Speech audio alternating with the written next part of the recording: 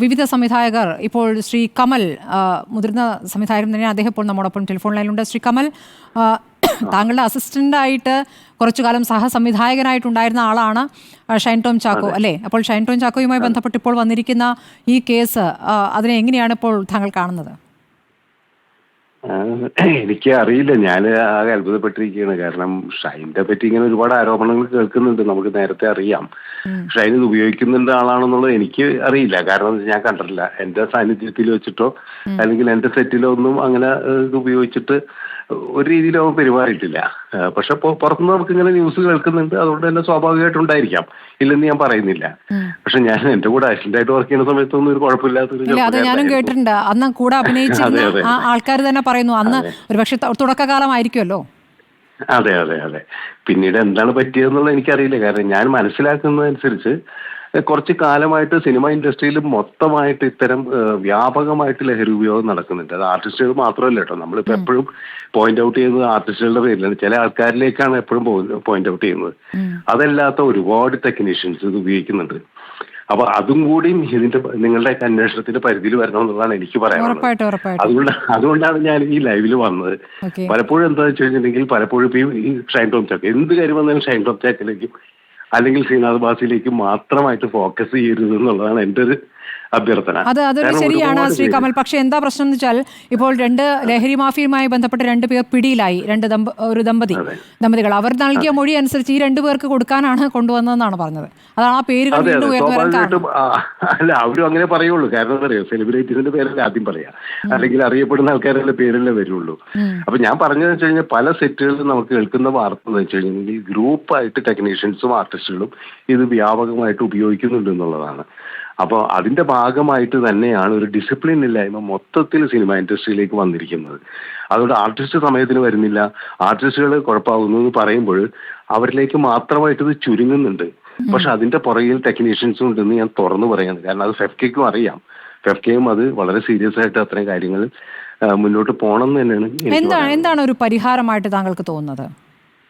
പരിഹാരം എന്ന് പറഞ്ഞു കഴിഞ്ഞിട്ടുണ്ടെങ്കിൽ, ഇത് ഒന്നാമത് അവർ തന്നെ വിചാരിക്കണമല്ലോ, അതൊന്നും പരിഹാരമില്ല.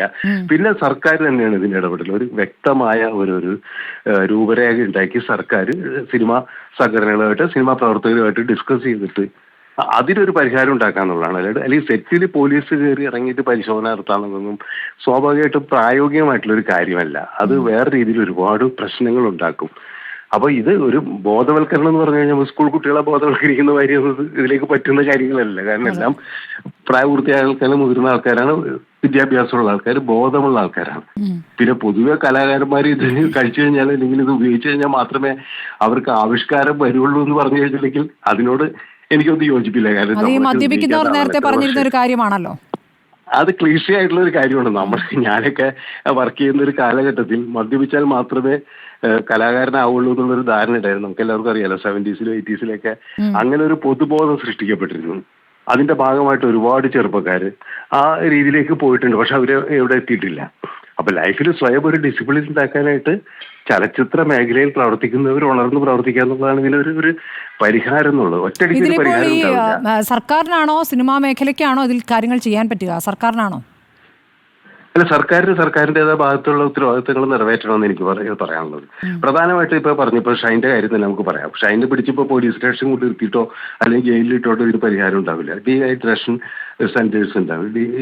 അതുമായിട്ട് ബന്ധപ്പെട്ടുള്ള അത്തരം സെന്റേഴ്സിലേക്ക് കൊണ്ടുപോയിട്ട് ട്രീറ്റ്മെന്റ് കൊടുക്കണം. ഇതൊക്കെ ഒരു ട്രീറ്റ്മെന്റിന്റെ ഭാഗമായിട്ട്. ഇപ്പൊ ഷൈൻ, ഞാൻ മനസ്സിലാക്കുന്നത് ഷൈൻ ട്രീറ്റ്മെന്റ് അറിയിക്കുന്ന ഒരു സമയമായിരിക്കുന്നു എന്നുള്ളതാണ് എനിക്ക് തോന്നുന്നത്. അത് ഈ പറഞ്ഞ ഷൈൻ ടോം ചാക്കോയുടെ ചില ഇന്റർവ്യൂസ് കണ്ടാൽ തന്നെ തോന്നുന്ന ഒരു കാര്യമായിരുന്നു.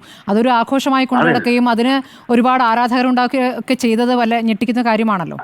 അല്ല, അത് ഈ ഓൺലൈനിൽ ഒരു ബിസിനസ് ആക്കി മാറ്റിയിട്ടുണ്ടായിരുന്നു. ഞാൻ ഷൈൻ്റെ അടുത്ത് തന്നെ ആ കാര്യങ്ങൾ പറഞ്ഞിട്ടുണ്ട്. നീ അതിന് നിന്ന് കൊടുക്കരുത്, കാരണം നിന്നെ വെച്ചിട്ട് അവന്മാർ കാശുണ്ടാക്കുകയാണ്. ഈ ഓൺലൈൻ ബിസിനസ് നടത്തിയിട്ട് അവന്മാർ കാശുണ്ടാക്കുകയാണ്. അത് ഇവൻ സെലിബ്രേറ്റ് ചെയ്യണം. അപ്പൊ അങ്ങനെ ഒരു തെറ്റിദ്ധാരണ പൊതുവെ ഈ യങ്സ്റ്റേഴ്സ് ആയിട്ടുള്ള ആർട്ടിസ്റ്റുകൾക്കുണ്ട്.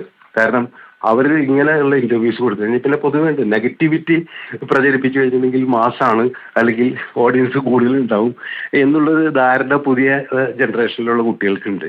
അതും ഒരു കാരണമാണ്. അപ്പൊ ഈ ഓൺലൈനിൽ ഇത്തരം കുഴപ്പങ്ങൾ കാണിച്ചാൽ മാത്രമേ അത് റീച്ച് ആവുള്ളൂ എന്നുള്ളൊരു കാരണം കൂടി ഇതിന് ഉണ്ടാകുമെന്നാണ് എനിക്ക് തോന്നുന്നത് കേട്ടോ. ശരി, വളരെ നന്ദി ശ്രീ കമൽ ഈ ഘട്ടത്തിൽ പ്രതികരിച്ചതിന്.